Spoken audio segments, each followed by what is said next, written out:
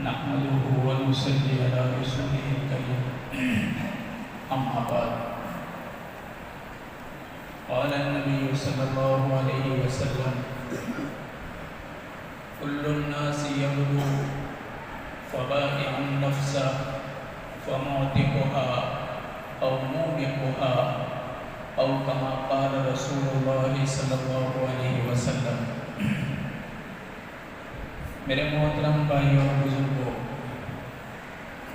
آج جو ایک پرچہ ہر مسجد کے اندر پہنچایا گیا ہے پڑھنے کے لیے، اسی مضمون کے تابع رہ کر کے ایک دو باتیں میں مختصر بیان کرنا چاہتا ہوں۔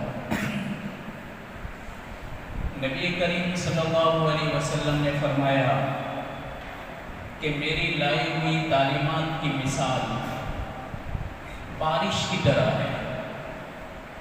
بارش جب برستی ہے تو وہ تین قسم کی زمین پر برستی ہے۔ نبی کریم صلی اللہ علیہ وسلم نے بہترین مثال بیان فرمائی۔ آپ بڑے ہوشیار لوگ ہو، انشاءاللہ آپ کو فوراً بات سمجھ میں آ جائے گی۔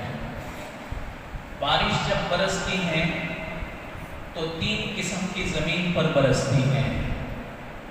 ایک زمین تو ایسے ہوتی ہیں کہ جو پانی کو جذب کرتی ہے، اپنے اندر پانی کو کھینچ لیتی ہے۔ بڑی نرم زمین، فردرود جگہ ہوتی ہے، قیمتی سے قیمتی غلہ، اناج، اس کے علاوہ کئی قیمتی پیداوار ہوتی ہیں۔ یہ بہترین زمین ہے کہ جس نے پانی کو جذب کیا اور بہترین غلہ اگایا۔ دوسری زمین، بارش جب برستی ہے تو اس کے پانی کو سٹاک کر لیتی ہے، کچھ اگاتی نہیں، وہ پانی کو صرف جمع کر لیتی ہے۔ آپ دیکھو بڑے بڑے تالاب، سردار سروور دیکھو کہ جہاں سے گجرات کا کتنا حصہ سیراب ہوتا ہے، اور وہاں سے بڑی بڑی نہریں اور چھوٹی نہریں گجرات کے کئی علاقوں کے اندر پہنچائی جاتی ہیں۔ اس زمین نے اگایا کچھ نہیں، لیکن جو پانی تھا اس کو سٹاک کر لیا، جمع کر لیا۔ پہلی زمین نے بھی فائدہ پہنچایا، یہ زمین بھی فائدہ پہنچا رہی ہے کہ اس سے نہ جانے کتنے میگا واٹ بجلی کا اتپادن ہوتا ہے، ہماری پینے کے کام آتی ہیں، اور نہ جانے کتنے انسانوں کے کام ہیں جو اس سے پورے ہوتے ہیں۔ تیسری زمین بنجر اور ویران ہوتی ہیں کہ وہاں صرف کانٹے ہی کانٹے اگتے ہیں۔ اس زمین نے نہ پانی کو جذب کیا، نہ کچھ اگایا، نہ خود فائدہ اٹھایا، نہ اوروں کے لیے کوئی فائدے کی چیز اگائی۔ یہ تین قسم کی زمینیں ہیں۔ نبی کریم صلی اللہ علیہ وسلم نے فرمایا کہ میری لائی ہوئی تعلیمات اور میرا لایا ہوا علم اور میرا لایا ہوا دین وہ اسی بارش کی طرح ہے۔ جب یہ دین انسانوں کی پہلی جماعت کے پاس پہنچا، انہوں نے اللہ کے نبی کی تعلیمات کو اخذ کیا، لیا، خود فائدہ اٹھایا اور عمل میں لائے، اور دنیا کا اور انسانوں کا بہترین نمونہ بن گیا۔ اپنے لیے بھی، اوروں کے لیے بھی اچھے اخلاق سنوارے، اور بہترین اعمال کے ذریعے اللہ کی مخلوق کے لیے بہترین نمونہ بن گیا۔ یہ پہلے نمبر کی مثال ہے اور پہلے نمبر کی زمین ہے۔ صحابہ کرام کیسے نمونہ بن گئے؟ اللہ کے حبیب نے فرمایا اصحابی کالنجوم، میرے صحابہ ستارے ہیں، فَبِأَيِّهِمْ اقْتَدَيْتُمْ اهْتَدَيْتُمْ، صحابہ میں سے جس کی بھی تم پیروی کرو گے منزل مقصود تک پہنچ جاؤ گے۔ اور ان کی صلاحیتیں اتنی اجاگر ہو گئی، اتنی اجاگر ہو گئی. اللہ تعالیٰ نے صحابہ کرام کو پوری امت کے لیے بہترین نمونہ بنا دیا قیامت تک کے لیے، اور ہر قسم کی مصیبتیں اور مشقتیں جھیلنے کا جذبہ ان کے اندر پیدا ہو گیا. عبداللہ ابن مسعود رضی اللہ تعالیٰ عنہ بڑے جلیل القدر صحابی ہیں. ان کو صاحب النالین بھی کہا جاتا ہے کہ ہمارے نبی کے جوتے اٹھاتے تھے، ہمارے نبی کو جوتے پہنا دیتے، ہمارے نبی کہیں پر جوتے اتارتے تو ان جوتوں کو برابر حفاظت سے رکھ دیتے، اس لیے آپ کو صاحب النالین بھی کہا جاتا ہے. آپ کو صاحب السواک بھی کہا جاتا ہے. اللہ کے نبی کی مسواک اپنے پاس رکھتے تھے، ہمارے نبی کو ضرورت کے وقت مسواک دے دیتے تھے، اس لیے آپ کو صاحب السواک بھی کہا گیا. فرماتے ہیں شیب ابی طالب نے جو مسلمانوں پر مکہ میں بڑے کٹھن حالات تھے، بہت دکھ بھرے دن تھے، ان دنوں میں عبداللہ بن مسعود فرماتے ہیں کہ رات کے وقت مجھے زور کی پیشاب لگی تو میں پیشاب کرنے کے لیے تھوڑا دور چلا گیا. میں جب پیشاب کر رہا تھا تو میری پیشاب کے قطرے کسی چیز پر پڑے، جیسے کوئی آدمی خشک پتا ہو، خشک پتا درخت کا، اس کے اوپر پیشاب کے قطرے گریں گے تو آواز آئے گی. کاغذ ہو، کاغذ کے اوپر پیشاب کے قطرے گرے، آواز آئے گی. عبداللہ بن مسعود فرماتے ہیں کہ میری پیشاب کے قطرے کسی چیز پر پڑے تو کھر کھر کی آواز آئی. وہ فرماتے ہیں کہ میں نے پیشاب کرنے کے بعد اپنے ہاتھ سے اس چیز کو ٹٹولا کہ کون سی چیز ہے کہ جس سے پیشاب کے قطروں کی آواز آ رہی ہے. وہ فرماتے ہیں کہ مجھے لگا کہ شاید میں نے پیشاب چمڑے کے ٹکڑے پر کی ہے. میں نے اس کو اٹھایا، اندھیرا تھا، روشنی کا انتظام تو تھا نہیں، میں نے اٹھا کر کے اس کو سنبھال کر رکھ لیا. پھر میں اپنی جگہ پر گیا، میں نے اچھی طرح دیکھا تو کھرے کھر یہ چمڑے کا ہی ٹکڑا تھا. میں نے اس کو برابر دھو دیا، ایک تپیلی کے اندر رکھ دیا، اس زمانے کا جو برتن تھا مٹی کا اس میں رکھ دیا. پوری رات وہ چمڑے کا ٹکڑا اندر بھیگتا رہا. صبح ہوئی تو میں نے اس ٹکڑے کو دیکھا تو ایک دم نرم پڑ چکا تھا. میں نے وہی ٹکڑا کھا لیا، اس لیے کہ میں نے 6 دن سے کچھ کھایا ہی نہیں تھا، اور اسی پانی کو میں نے پی لیا اس لیے کہ میرے اندر کمزوری آ چکی تھی. یہ اللہ کے حبیب کی تعلیمات سے یہ جذبہ پیدا ہوا. خباب بن ارت رضی اللہ عنہ لوہار آدمی، وہ لوہے کے ٹکڑے تپاتے، اس سے چھوٹی چھری بنا دیتے اور چھوٹے چھوٹے اوزار بناتے تھے.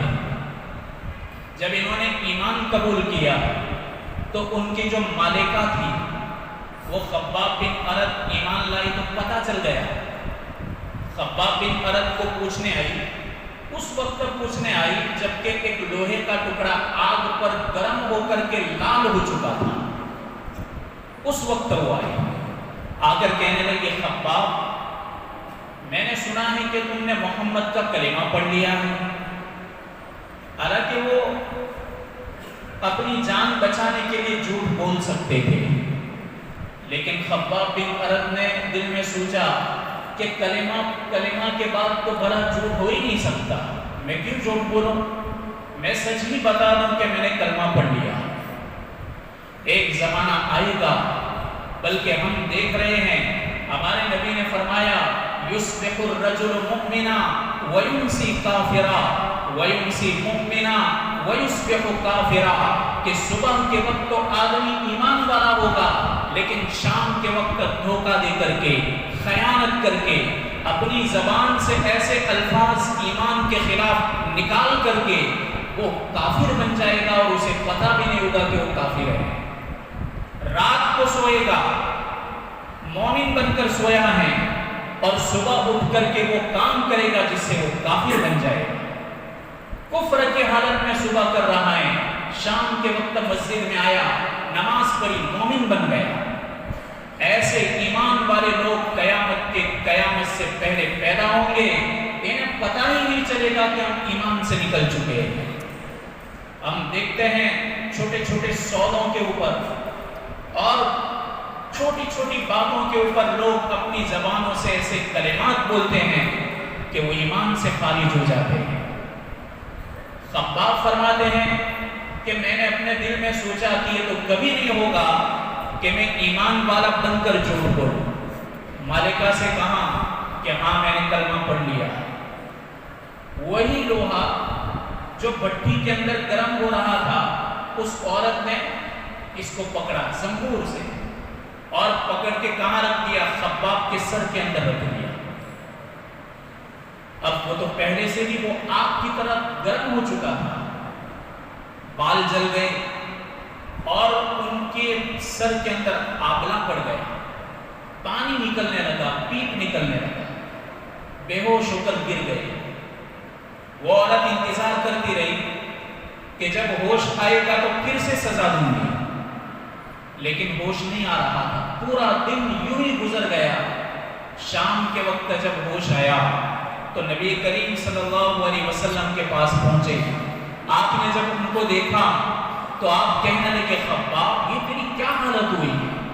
کہا کہ یا رسول اللہ میرے سر میں میرے مالکن نے وہ لوہے کا گرم ٹکڑا رکھ دیا تھا جس سے میرا سر سوج گیا ہے اور بہت بڑا گہرا زخم آ گیا ہے کہ اس زخم سے پانی اور پیپ نکل رہا ہے۔ ہمارے نبی سے کہنے لگے میں آپ کو شکایت کے لیے نہیں آیا، صرف آپ میرے لیے دعا کریں کہ اللہ میری مدد کرے۔ نبی کریم صلی اللہ علیہ وسلم نے اپنے ہاتھ اٹھائے، آسمان کی طرف دیکھا اور فرمایا اللہم انصر لخباب، یا اللہ خباب بن ارد کی مدد فرما۔ دعا لے کے چلے گئے۔ یہ اللہ کے حبیب کی تعلیمات سے جذبہ پیدا ہوا۔ یہ وہ جماعت ہیں جنہوں نے اللہ کے حبیب کی تعلیم لی اور امت کے لیے بہترین نمونہ بن گئے۔ دوسری جماعت بھی اللہ کے حبیب کی تعلیمات کو اخذ کرتی ہیں، لیتی ہیں اور لوگوں کے لیے خیر کا ذریعہ بن جاتی ہیں۔ تیسری جماعت نہ اپنا فائدہ نہ دوسروں کا فائدہ، کان تک بات پہنچی، جیسی پہنچی ویسے ہی نکال دی۔ آج جتنے بھی رسم رواج جنم لے رہے ہیں اسی طبقہ سے لے رہے ہیں۔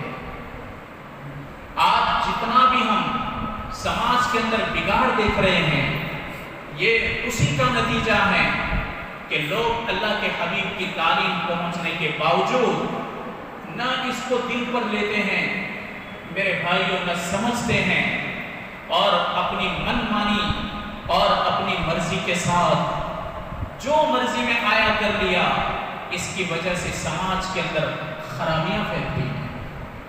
آج ہم دیکھتے ہیں علماء تو بیچارے محنت کرتے ہیں، پھر دین کا کام کرنے والے بھی محنت کرتے رہتے ہیں، لیکن اس کے باوجود ایک رسم مٹتی ہے اس سے پہلے دوسری رسم جنم لیتی، نئی نئی رسمیں آتی ہیں۔ ہم حالات کے ساتھ بہہ جاتے ہیں، حالات کے رو میں بہہ جاتے ہیں۔ ارے مسلمان تو حالات کو اپنے قابو میں کرنے والا ہوتا ہے، وہ حالات کے تابع نہیں ہو جاتا۔ اور روئے زمین پر جب بھی یہ مصیبت آئی کہ ایمان والے حالات کے تابع بن گئے، حالات کو اپنے تابع نہیں بنایا، تو میرے بھائیوں اللہ تعالیٰ نے ان کے معاملے کو ان کے حوالے کر دیا اور اس کے بعد پھر روئے زمین پر وہ تباہی آئی جو ہم دیکھتے ہیں۔ نبی کریم صلی اللہ علیہ وسلم نے فرمایا کہ روئے زمین پر اللہ کے سب سے بہترین بندے وہ ہیں جن کو دیکھ کر اللہ کی یاد آ جائے گی، سب سے بہترین بندے۔ اور وہ بہترین بندے کس سے بنیں گے؟ اللہ کے حبیب کی تعلیمات سے۔ آج ہم سنتے ہیں میرے بھائیوں، یہ تو مسجد کے اندر کہنے کا بھی جی نہیں لگتا، لیکن چونکہ جب تک ہم دکھتی نس کے اوپر ہاتھ نہیں رکھیں گے تب تک بات سامنے نہیں آئے گی۔ منگنی ہوتی ہے، منگنی ابھی تو دونوں پرائے ہیں، لڑکا بھی پرایا لڑکی بھی پرائی، ابھی تو میاں بیوی بنے ہی نہیں۔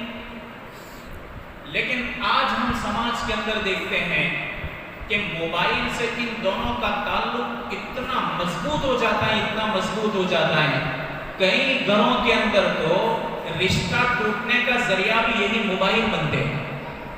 ہم دیکھتے ہیں، سنتے نہیں، دیکھتے ہیں۔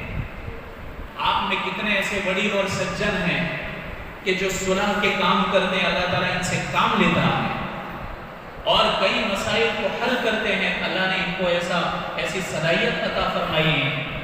وہ دیکھتے ہیں، اونچ نیچ کو دیکھتے ہیں۔ ابھی تو ان دونوں کا ملنا بھی حرام ہے کہ وہ دونوں میاں بیوی نہیں ہوئے، ان دونوں کی ملاقات حرام ہے اور بات چیت کرنا بھی جائز نہیں، اس لیے کہ دونوں پرائے ہیں۔ لیکن یہ مصیبت چل پڑی، منگنی جہاں سے ہوئی وہاں سے لے کر کے بچہ ہوتا ہے وہاں تک بے شمار اور ان گنت رسومات آتی ہی رہتی ہیں۔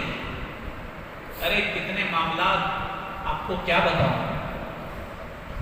کتنی بیچاری مائیں اور باپ جب اپنی بیٹی کی ڈیلیوری کا مسئلہ ہوتا ہے، کبھی وہ فارم لے کر آتے ہیں ہمارے ٹرسٹ کے کہ سائن کرو، اب بل اتنا ہے، وہاں سے تو بیچارے جتنی ہوں گی اتنی مدد کریں گے وہ اپنے اصول کے مطابق، لیکن ماں باپ انتہائی غربت کی وجہ سے 100 روپے نکالنے کی بھی وسعت نہیں رکھتے، 100 روپے بھی، پھر جتنی وہاں سے مدد ہوئی اتنی لے لی، اور باقی کی جو فیس ہوتی ہیں وہ آپ جیسے خیرخواہ لوگوں سے بھیک نہ مانگنی پڑتی۔ کن لوگوں کے لیے؟ یہ اس لڑکے کے بچے کے لیے کہ جس لڑکے کا باپ لکھ پتی ہے، لیکن ایک رسم چل پڑی ہے کہ ڈیلیوری نمبر 1 وہ ماں ہی کروائے گی، لڑکی کی ماں، یہ ان کا حق ہے۔ کہاں سے آتا ہے یہ حق؟ کس نے یہ حق دے دیا اور کس نے حق تھوپ دیا؟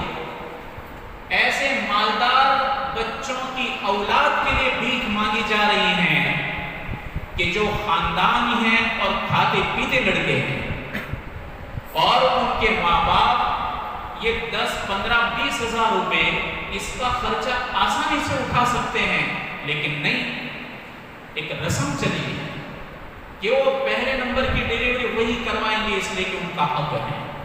میرے بھائیوں، یہ تو سب تباہی کے راستے ہیں۔ یہ بیچارے در بدر کی پہ ٹھوکریں کھاتے ہیں۔ شروع میں کہتے ہیں کہ ہمیں تو نیک گھرانے کی لڑکی چاہیے اور کچھ بھی نہیں، اب یہاں خالی سیرت دیکھ رہے ہیں کہ ہمیں سیرت چاہیے۔ اب اگر کچھ دینے کے اندر ان کی غفلت ہو گئی یا بیچارے نہیں دے پائے، دینے میں غفلت ہوئی، نہیں دے پائے، وسعت نہیں ہے، نہیں دے پائے، دنیا کو بتانے کے لیے کہ تو کہہ دیا کہ ہمیں تو نیک صورت اور نیک سیرت چاہیے، لیکن بعد میں میرے بھائیو یہ نہ دیا ہوا بعد میں بھگتنا پڑتا ہے۔ لڑکی کو ان کی طرف سے آنے والی لعنت کا مقابلہ کرنا پڑتا ہے، اور ان کی طرف سے کہے جانے والے الفاظ کو برداشت کرنا پڑتا ہے۔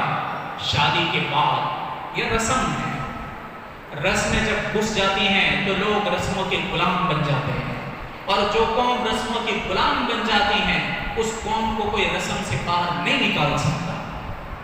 رسم کا لانا بہت آسان ہے، ایک نے رسم کو جاری کر دیا وہ چلتی بنے گی، لیکن میرے بھائیوں اس کو مٹانے کے لیے سالوں کی محنت بھی کبھی بیکار جاتی ہے۔ اس لیے اب تو علم و ہنر کا زمانہ، علم و ہنر کا زمانہ۔ ہمارے نبی کی تعلیمات نے تو حضرت عمر رضی اللہ تعالیٰ عنہ کہ جب کبھی وہ شام کے وقت اونٹ لے کر آتے تھے تو ان کے باپ خطاب مار کر کہتے کہ تو اتنا نکما ہے کہ تجھ کو اونٹ چراتے نہیں آتا، اور ان کی بہن جب کبھی ان کو جھاڑو دیتی کہ لے عمر جھاڑو لگا، وہ جھاڑو لگاتے، جھاڑو لگا کے جب رکھ دیتے تھے ان کی بہن بھی ان کو تماچا مارتی، کہتی کہ عمر تجھ کو جھاڑو لگاتے بھی نہیں آتا۔ ادھر خطاب کی مار پڑ رہی، ادھر بہن کی مار پڑ رہی، لیکن میرے بھائیوں نبی کریم صلی اللہ علیہ وسلم کا لایا ہوا دین اور آپ کی کی تعلیمات کو اخذ کیا. اللہ تبارک و تعالیٰ نے اتنا بڑا چرواہا بنایا کہ پہاڑی کے اوپر چڑھ کر کے وہ رو کر کہہ رہے تھے کہ عمر، ایک زمانہ تھا اسی پہاڑی پر اونٹ لایا کرتا تھا اور تجھے اونٹ چراتے بھی نہیں آتے تھے، اور جب تو شام کے وقت اونٹوں کو بھوکا لے کر جاتا تھا تو خطاب تجھے مارتا تھا، لیکن آج تو دنیا کو چرا رہا ہے، آج دنیا کو چلا رہا ہے. اور دنیا کے اندر سسٹم لا اینڈ آرڈر کا سب سے بڑا رول اگر کسی آدمی نے، اور جوڈیشری، عدل و انصاف، محکمہ عدالت، اس کے بہترین قوانین کی اگر تعلیم دی، دنیا کے ہر موڑ کے اوپر عمر بن خطاب کا نام آئے گا. یہ اللہ کے حبیب کی لی ہوئی تعلیم ہے میرے بھائیوں. تو جب تک یہ تعلیم ہم لیں گے، ہماری ماں اور بہنیں لیں گی، اللہ تبارک و تعالیٰ ان رسموں کو ہماری سماج کے اندر داخل نہیں ہونے دے گا. لیکن اگر لاپرواہی کے ساتھ ہم چلتے رہے، یہ ہماری نسل ہے، نئی نسل، وہ تو کیا دن دیکھے گی، آگے چل کر وہ کیا دن دیکھے گی. دجالی فتنوں کے تو قریب جا رہے ہیں، اللہ کے حبیب کے زمانے سے دور ہوتے جا رہے ہیں اور دجال کے قریب ہوتے جا رہے ہیں. تو آگے چل کر کے ان کو کتنی بھیانک رسم اور رواج کا سامنا کرنا پڑے گا. تو میرے بھائیوں، یہ تو ہر جگہ پر دو تین باتیں کہی جائے گی مسجد کے اندر. اللہ تبارک و تعالیٰ کہنے سننے سے زیادہ عمل کی توفیق عطا فرمائے. تو ہم پہلی دو جماعتیں بنے. آپ نے فرمایا میری لائی ہوئی تعلیم اس بارش کی طرح ہے کہ زمین کے 3 حصوں پر برستی ہیں. ایک حصہ خود فائدہ اٹھاتا ہے اور بہترین نمونہ بنتا ہے، ایک حصہ فائدہ اٹھاتا ہے، دوسروں کو بھی فائدہ پہنچاتا ہے، اور ایک حصہ وہ ہے جو نہ خود فائدہ پہنچاتا ہے نہ دوسروں کو فائدہ دیتا ہے. اللہ کا شکر ہے کہ ہمارے یہاں اپنی اس مسجد کے اندر بھی دین کی بات ترتیب کے ساتھ ہوتی ہے، اور ہماری مساجد کے اندر موقع موقع پر جس قسم کی ضرورت ہوتی ہے اس قسم کی باتیں ہمارے سامنے لائی جاتی ہیں. جہاں تک میرے بھائیوں ہمارا تعلق علماء کے ساتھ جڑا رہے گا، اللہ ہمیں گمراہ نہیں کرے گا، گمراہ نہیں کرے گا. لیکن جس وقت ہمارا تعلق مسجدوں سے دور ہوگا، کٹے گا، اور دینی باتوں سے کٹے گا، تو میرے بھائیوں ہر قسم کی جہالت گھروں میں آئے گی اور ہر قسم کی غفلت ہمارے گھروں کے اندر آئے گی. اللہ تبارک و تعالی ہماری حفاظت فرمائے، ہماری نسلوں کی حفاظت فرمائے، اور کہنے سننے سے زیادہ عمل کی توفیق عطا فرمائے. بات ادھوری رہ گئی تھی ہمارے نبی کی، چھوٹی مختصر ہے. آپ نے فرمایا کہ روئے زمین پر سب سے بہترین بندے وہ ہیں جن کو دیکھ کر اللہ کی یاد آ جائے. روئے زمین پر سب سے بدترین وہ لوگ ہیں جو چغلی کھاتے ہیں. چغلی کا کیا مطلب؟ ادھر کی بات ادھر، ادھر کی بات ادھر، دونوں کے درمیان نفرت، دونوں کو لڑا دیا، اس کو کہتے ہیں چغل خوری. آپ نے فرمایا روئے زمین پر سب سے بدترین یہ لوگ ہیں، اور اس سے قطع رحمی پھیلاتے ہیں اور میری امت کو توڑ دیتے ہیں. اللہ اس سے ہماری حفاظت فرمائے. میرے بھائیوں، جمعہ کا مبارک دن ہے. مبارک دن کے اندر مبارکباد اللہ اور اس کے رسول کی مبارکباد آپ کے سامنے جو اللہ نے کہلوائی میں نے پیش کی. اللہ تعالیٰ ہمارا کہنا اور سننا قبول فرمائے. آپ جانتے ہیں کہ مارچ سے لے کر کے ابھی تک جو حالات ہم دیکھ رہے ہیں، چاہے پھر وہ کورونا وائرس کے بارے میں ہو، شاید گزشتہ سال اسی جگہ پر میں بات کر رہا تھا، اس وقت تک کورونا چین کی بارڈر کے اندر تھا، اور وہ 1 سال ہو گیا چین سے نکل کر کے پوری دنیا میں پھیل گیا، اور کروڑوں لوگ اس مصیبت کے اندر گرفتار ہو گئے. حالات تو آئیں گے، اللہ تعالیٰ بھٹی کے اندر ہم فلٹر ہو جائیں گے. ہمارے سامنے تو صحابہ کی مثالیں ہیں. ایمان والا کبھی نا امید نہیں ہوتا، نا امید تو کافر ہوتا ہے. ہر حالات کی بھٹی کے اندر ایمان والا جب جاتا ہے تو فلٹر ہو جاتا ہے اور اس کا ایمان مضبوط ہو جاتا ہے. حالات جیسے بھی ہو ایمان والا جھیل لیتا ہے خوشی خوشی، اور پھر اللہ کے حبیب نے ان حالات سے نکلنے کا طریقہ بھی ہمیں بتایا ہے. ہم دعاؤں کا اہتمام کریں، اور جیسے ہم مدارس اور مکاتب ان پر بھی جو حالات ہیں ہر اعتبار سے اس کے حق میں آپ جو مدد کرتے ہیں اللہ تبارک و تعالیٰ امت کے خرچ کرنے کو ضائع نہیں کرے گا، انہی کے صدقے میں اللہ تعالیٰ ہمارے حالات کو بھی سنوار دے گا، درست کر دے گا۔ تو میں نے گزشتہ بھی مسجد عمر کے لیے آپ کے سامنے اعلان کیا تھا، ابھی بھی میں آپ کے سامنے اعلان کرتا ہوں کہ آپ سے جتنی بھی ہو سکے مدد کریں، اللہ تبارک و تعالیٰ آپ کے دینے کو